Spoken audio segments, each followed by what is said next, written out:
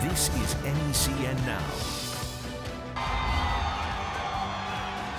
Right now on NECN, a historic win calls for a historic celebration. Thousands and thousands of Patriots fans pack every corner of Boston to get a glimpse of the new Super Bowl champs. Complete coverage of the Parade of Champions ahead.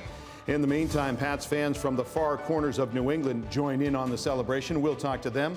Also this, the final vote. Senators make a final decision on President Trump's controversial pick for education secretary.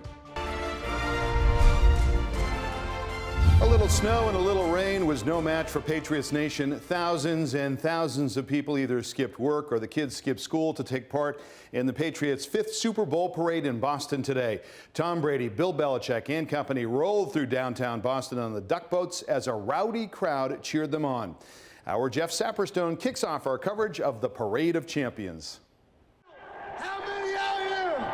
1, 2, 3, 4, 5! This is the moment Boston has been waiting for. Coach Belichick and the team holding up trophy number 5. But you know what? We're going to remember this one for the rest of our lives. And we know you guys will too. The celebration began on Boylston Street, the Parade of Champions taking its now familiar route, with crowds 10 and 20 deep lining the streets. On a wet, cold day, nothing could keep fans or the players from soaking in this moment. Yes, there was dancing, Julian Edelman taking pictures with the crowd, Coach Belichick all smiles, and Tom Brady, of course, catching a football. And thousands upon thousands of fans lined the parade route for a glimpse of their favorite Patriot players. Our Catherine Sotnick had a great vantage point and brings us some of the sights and sounds from the crowd. An electric morning as tens of thousands of Patriots fans pack Boylston Street near the Public Garden. Trying to catch a glimpse of their 5-time Super Bowl champions, the New England Patriots. I love the Patriots! Woo! At the front of the rolling rally, QBs Tom Brady and Jimmy Garoppolo, and the fans came out early, hours before the parade kicked off, braving the extreme cold, snow, and rain. But they wouldn't have had it any other way. Nothing better than celebrating with your friends after a big win, down 28-3. Nothing like it. It was kind of like upsetting at first, and then it was such a crazy comeback. The parade snaked down Boylston to Tremont Street to City Hall. Those who came out praising Brady, known as the GOAT, greatest of all time. He has more rings than any other quarterback and more Super Bowl MVPs than anyone else. Brady's my boy. I love Tom Brady. He gets his 5th ring, the most rings for a quarterback all time. For NECN, I'm Catherine Sotnick. One thing the average fan did not get to experience today, and that was the feeling of being right in the middle of the celebration. Our Susan Tran did. She was on a duck boat, and she talked with some of the players about their duck boat experience. You have Tom Brady hoisting the Lombardi Trophy, 2 duck boats behind us, and coaches 2 boats in front of us doing the same. This is incredible! Yeah! But everywhere you look, there were fans. Patriots players were in awe. It was for all of us. It was an amazing feeling.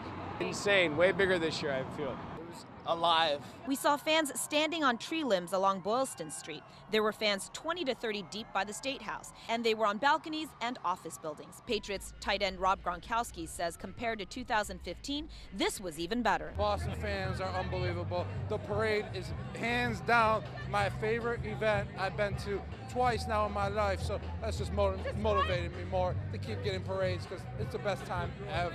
Thousands of Pats fans braved the wind, rain, and snow just to enjoy the showering of confetti with their favorite Patriots. Everyone was there supporting us in this cold weather. It was unbelievable. Yeah, we really appreciate it all. Patriot fans from all across New England were sending the team love today, even the ones who could not travel long distances in the snow to be along the parade route. Our Jack Thurston has that story. It would be a more than 400-mile round-trip drive from the Burlington area to Boston to see the Patriots Parade of Champions in person. But many Vermont fans were certainly there in spirit. Great team. Ned Holt picked Buffalo Wild Wings in Burlington for lunch, knowing he could also check out the celebration for the Super Bowl champs from afar. It was the game of the century for sure. You always want to sort of relish in it. A piece of Matt Stadel was wishing he could be in that huge crowd cheering on his beloved Pats, but he made time to catch part of the parade on TV TV at Champlain College, where he works. Later, he plans to re-watch parts of the big game at home. I don't know if it's even hit me yet. It's 2 days and I'm still sort of processing what I just saw. So it was pretty amazing. Brennan's Pub at the University of Vermont was showing the Patriots party on its screens too. Watching there, Erica Silvera. She used to live near Boston, and the Super Bowl excitement has her remembering the electric energy and passion for the city's sports teams. Yesterday, being up here in Vermont felt too removed from, I couldn't imagine what it would be like being in schools yesterday and being on the tee yesterday, and just the hype would have been really fun. And for any football fans suffering withdrawal, don't worry, kickoff for next season is just 7 months away. In Williston, Vermont, I'm Jack Thurston, NECN.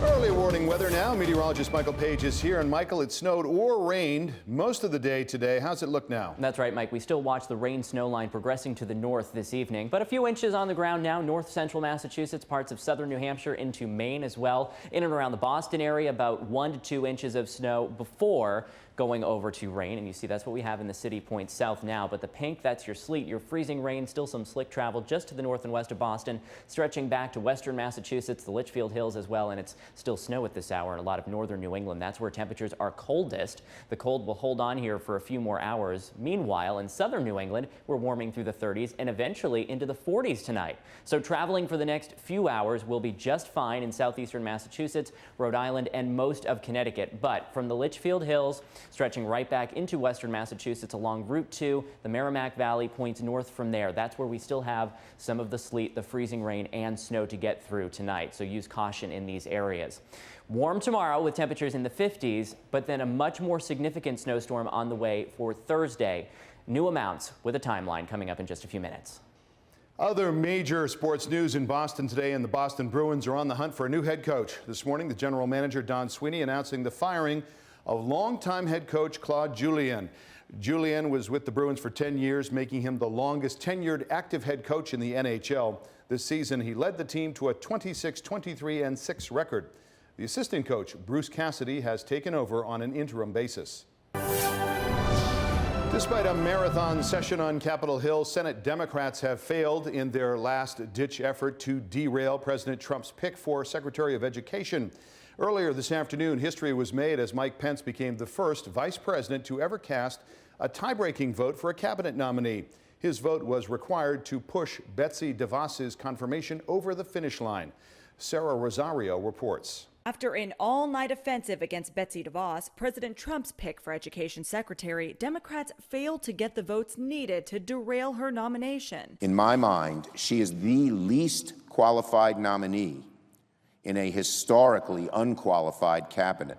It is difficult to imagine a worse choice to head the Department of Education. In a rare 24-hour talkathon, they remained deadlocked in a 50-50 tie with Senate Republicans. If Mrs. DeVos's performance in this hearing didn't convince you that she lacks the qualifications for this job, what would have had to have happened in that hearing in order to convince you? Vice President Mike Pence making history as the first VP to cast the deciding vote to break a tie, confirming a cabinet nominee. Ms. DeVos is going to shake things up a little bit. DeVos, a billionaire megadonor, has taken heat for her inexperience, most recently her performance during Senate confirmation hearings. It was the most embarrassing confirmation hearing I have ever seen. Republicans insist she's right for the job. I have every confidence that Ms. DeVos will lead the Department of Education in such a way that will put our students' interests first, while also strengthening the educational opportunities available to all of America's children. Something she'll have to prove on day one. The future of America's children in her hands. Sarah Rosario, NBC News. A 34-year-old man has been charged in a double homicide in New Hampshire. Timothy Verrill of Dover was arrested in Lawrence, Massachusetts yesterday on 2 counts of second-degree murder.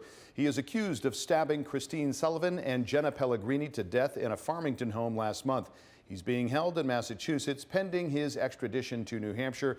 We will have much more on this story coming up in our next half hour. 2 teenagers and a 19-year-old man are facing sex assault charges. They are accused of gang raping a teenage girl inside a motel in Maine.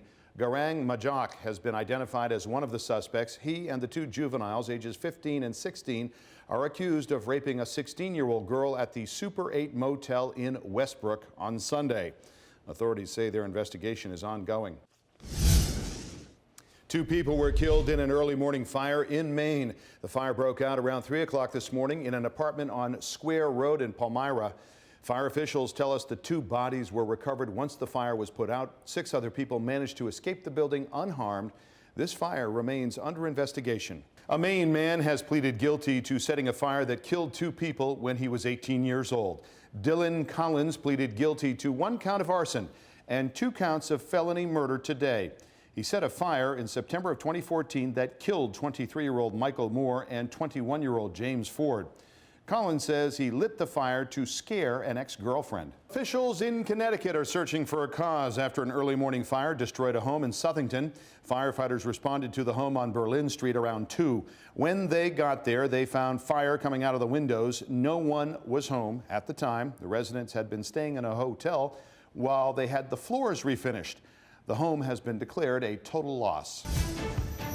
Just ahead on NECN, severe storms hit New Orleans, bringing with them this massive tornado, plus a bizarre carjacking in Philadelphia. Why this crime is different than any you will ever hear of or see on camera.